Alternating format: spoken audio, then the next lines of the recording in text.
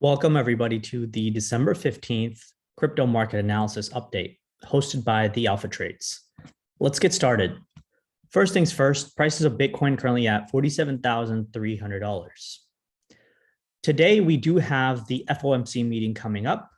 More than likely, there will be a discussion regarding tapering, regarding interest rate hikes, if they do get hiked. It's going to be a very important meeting for the crypto landscape as well as the US equity market. Sitting here at the end of December, I don't quite foresee any drastic moves, but I can totally see the market being shaken up due to volatility on both sides. So do be very careful in terms of your positioning and especially on the leverage side. Let's get started with a quick update and a discussion of what I'd like to talk about today. Overview of the market right now, BTC is sitting on the 200 daily moving average, yearly VWAP, and most altcoins look like crap. So let's go over that real quick. 200-day moving average, and here's the yearly VWAP. Price is continuously grinding on top of both these key levels and on top of this descending trendline support. I would have ideally liked for price to sharply bounce from here, but it looks like as we're headed into the FOMC meeting today, most of the markets are taking a pause to see what Jay Powell and the Fed are going to make a decision regarding the markets, regarding interest rates. So as I said, most of the markets I would figure are going to be choppy up and down. Do be extremely careful. Ethereum also looking not so good, breaking key support levels. First of all, breaking inside the previous all-time high right here after trying to climb over it once, failing twice, and then selling off quite aggressively. As of right now, Ethereum has broken structure of this higher low trend. Same with BTC of its respective higher low trend. So the two majors, which are Bitcoin and Ethereum, are already signaling to the market that the trend for now has been broken and that we need to look for support levels below or start building a base. I believe right now that there is no momentum in the market and there's really no breadth in the market. If you look in the US equity markets, majority of the stocks are really not doing well. There's only a few key stocks that are doing relatively well and holding up most of the market. And those are Apple, Microsoft, Nvidia, Google, and Tesla. Everything else really has not done too well. So it's very similar to crypto, which is that almost 95% of crypto right now is not looking well. I would probably say closer to 100% because there's really nothing other than maybe very small cap altcoins that are making new all-time highs, right? Everything else is just completely a bloodbath across the board. You can kind of see over here, if you look at any asset, sushi, for example, has hit its high in March 2021 and is now down almost 70% from its all-time high. AVAX is down 50% from its all-time high from this $150 area to down, it was at 80 or so dollars earlier. So obviously it's down, 40 or so percent, but nonetheless, still down quite a bit. Solana, same thing, all-time high at 256, currently sitting at 160, so almost 35-40% drawdown. Any altcoin that you look at, they are really not looking too good. But the real question is that are the strong performing assets like the L1s, like Solana and AVAX that we saw, and One Harmony token and FTM, are these the ones that are going to keep outperforming in the market if the market were to head up higher? That is the question. And as of right now, I don't quite know. I think first we have to get through today's meeting, the FOMC meeting, and see what exactly will be the fate of our market for December as well as Q1 2022. Personally, I think we will probably have a tapering in the market, a further accelerated tapering, which doesn't really impact equity markets per se all that much. It mostly has to do with the bond purchasing programs, but the interest rates are really what impact crypto markets as well as risk assets like stocks. And that to me is of particular importance because if interest rates do get hiked, the question is how much and how soon. If they do get hiked soon, then that means that more than likely the market is going to have another potential sell-off unless this all is priced in, which I don't believe it's fully priced in, but I want to say given that BTC sits at negative 30% from all-time high, as you can see, Ethereum sits at negative 22% from all-time high. Most of DeFi is down at least 35%, in many cases 70 to 75%. So again, the question is, was this correction enough? I would figure that in any given market, especially crypto, the kinds of corrections that we've seen so far are brutal, but they're normal for crypto. And the corrections that we've seen so far in crypto, in my opinion, have not quite broken structure, especially within DeFi. Solana still looks good. FTM still looks pretty good. AVAX still looks pretty good. But that doesn't mean that from here, we're just going to turbo up 2x or 3x or 5x, because the one thing I believe that people are missing, something that has been accomplished as a feat over the last 6 months or so, is that these assets like Solana, like AVAX, like Luna, they've garnered now big market caps. They're huge. Solana is now a $50 billion market cap coin. It was about close to $75 or $80 billion at its all-time high. Same thing with Avalanche. It was closer to about 40 billion before it got knocked off its all-time high. Luna was closer to about 40 billion as well from its all-time high. These assets cannot just double or triple or 5x or 10x as easily as they did when they were smaller billion or 2 billion or 5 billion market cap assets. So you have to keep this in context, in mind that even if the market do move up, they're not going to accelerate up, double or triple or quadruple from here. It's not going to be that easy, simply because the market caps are too big. So does that mean that you now start looking into the lower market cap assets? No, it doesn't mean that. It just means that you have to make sure that you keep your levels to the upside in check. You can't just say Solana has to 4x from here and get from 50 billion to 200 billion. That would be pretty absurd, at least as of right now. It is possible, but I don't know if it's possible right away. It may take maybe another year or two. So these are things that you have to keep in mind. Now, we talked about the FOMC meeting, right? If the interest rates are hiked, the question is how much and how soon. If they are hiked within the bounds and within the date timeframes that most of Wall Street expects, which again, I don't really know what the expectations are. Different analysts have different assumptions of what's going to happen today. But I can tell you that most people in the fund world, in high net worth individuals, in institutions, are not looking to start taking on big risk today. They're not looking at this meeting and saying, all right, guys, let's just go long because Jerome Powell's not going to do anything. Or let's just go short because interest rates are definitely going to be hiked. No one is doing that. Why? Because we're basically at the end of the year. A lot of these funds, a lot of these institutions look at year-to-date performance. They don't want to take on more risk at the end of the year.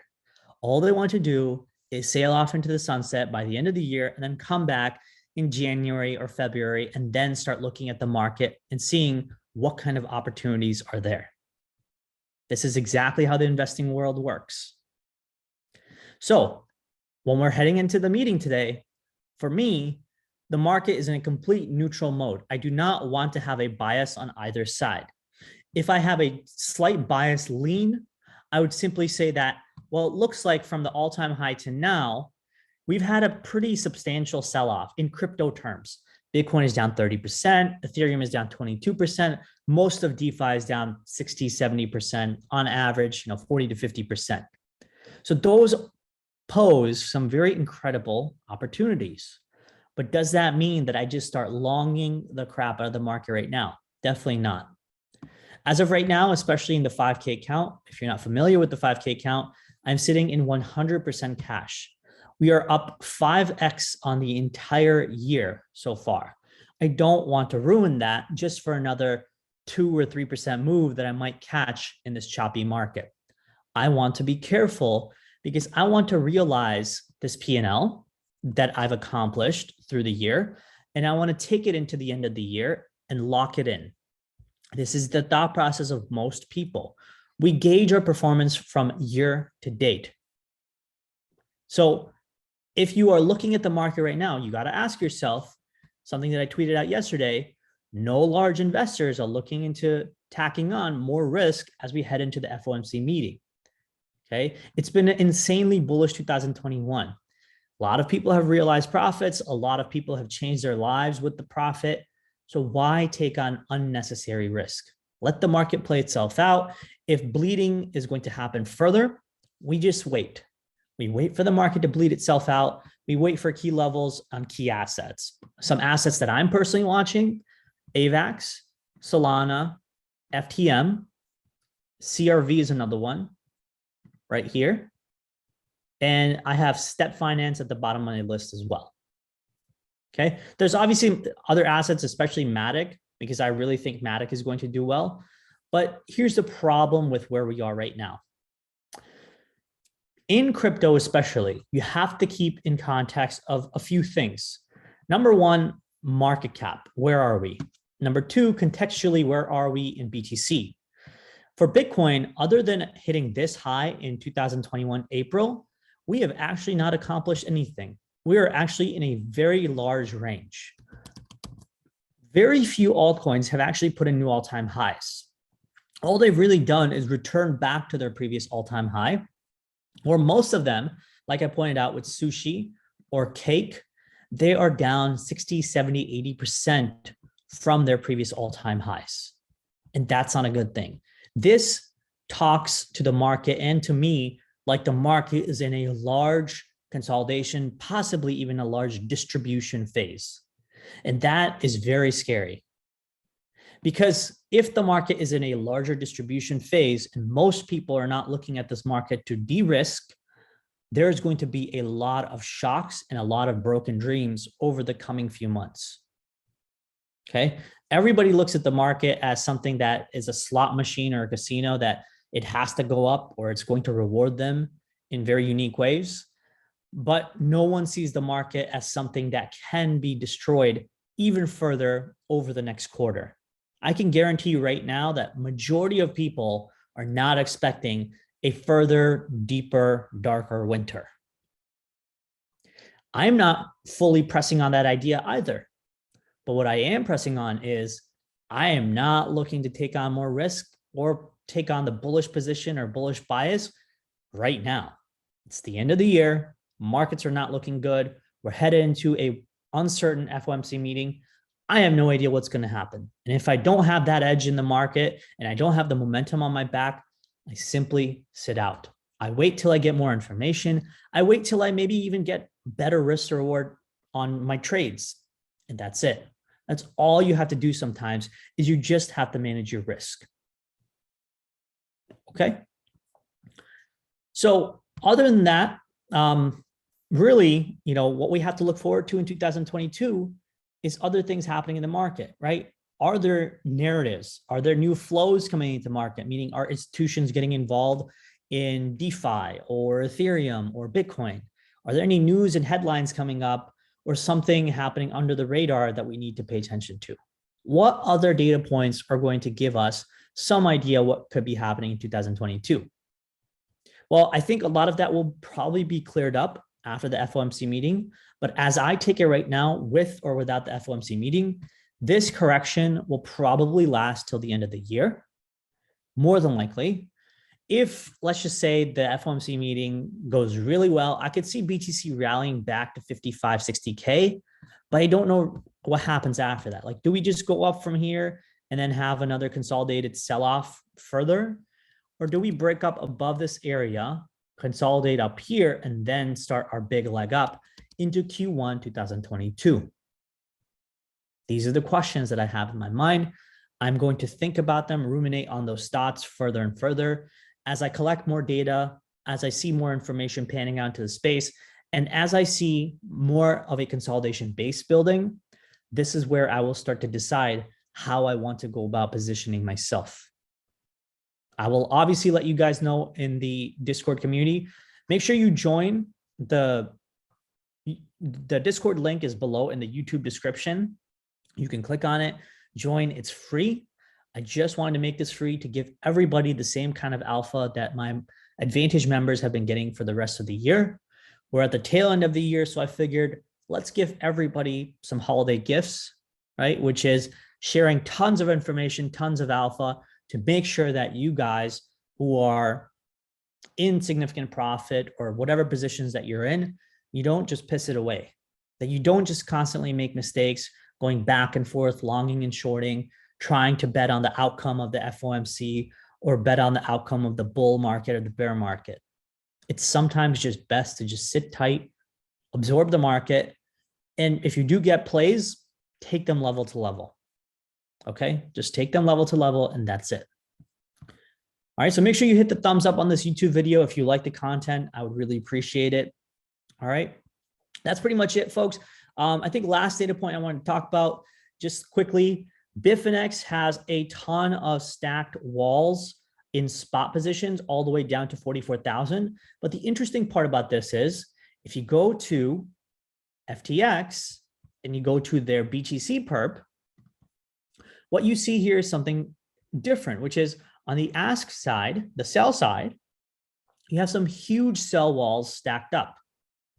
So on one hand, Bitfinex is buying spot, and on the other, FTX is asking, meaning selling or potentially shorting on the upside, right at this $48,000, $49,000 range.